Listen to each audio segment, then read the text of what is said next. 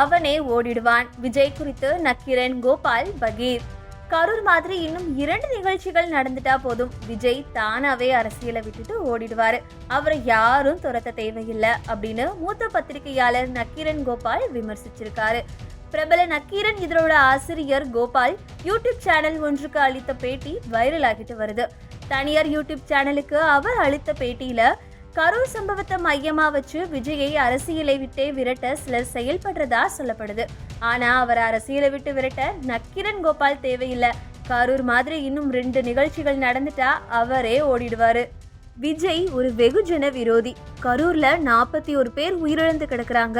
அவங்கள கண்டுக்காம வீட்டுக்குள்ள போன ஒருத்தர் 13 நாட்களுக்கும் மேலா வீட்டை விட்டு வெளியே வராம தலைமறைவா இருக்காரு. அவரை சிவப்பு கம்பளம் விரிச்சு சிலர் வரவேற்கிறாங்க. நான் இப்படிப்பட்ட வேலையை செய்ய மாட்டேன்.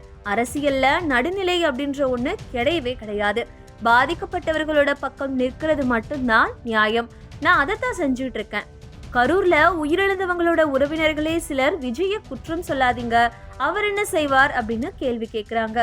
விஜய் அறிவிச்ச 20 லட்சம் இழப்பீடு வர்ற வரைக்கும் தான் அப்படி பேசுவாங்க. உயிரிழந்தவங்களோட குடும்ப உறுப்பினர்கள் எல்லாருமே சாட்சியங்கள். அவங்களோட விஜய் எப்படி பேச முடியும்? அவர் மேல சிறப்பு விசாரணை குழு வழக்கு பதிவு செஞ்சிருக்கிற பட்சத்துல அவரோட செயல்பாடுகள் சாட்சியங்களை கலைக்கிற முயற்சி அப்படின்னு தான் கருதப்படும். ஆனா சிறப்பு விசாரணை குழு அதை செய்யவே இல்லை. இதனால விஜய் தப்பிச்சிடுவாரு அப்படின்னு கோபால் தெரிவிச்சிருக்காரு.